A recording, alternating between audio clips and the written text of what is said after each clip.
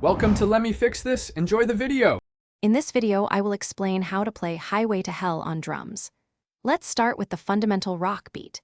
Begin by playing steady eighth notes on your hi-hat. Simultaneously, hit your bass drum on beats 1 and 3 and your snare drum on beats 2 and 4.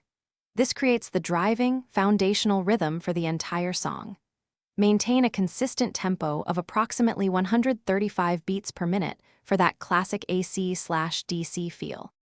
Now let's look at the verse and chorus grooves. The verse largely sticks to the basic beat we just learned, keeping it tight and consistent. For the chorus, you'll introduce a slight but impactful change.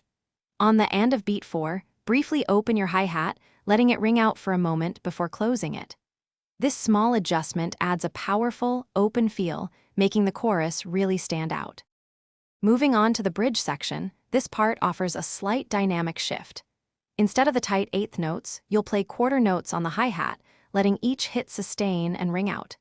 This creates a more open and less busy sound, providing a brief moment of tension release. Keep your bass drum on beats 1 and 3 and your snare on beats 2 and 4, just like the main beat. Finally, let's talk about fills and the overall song structure.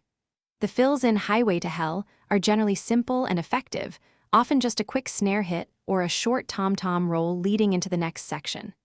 A classic example is a single snare hit on the and of beat 4 before a chorus.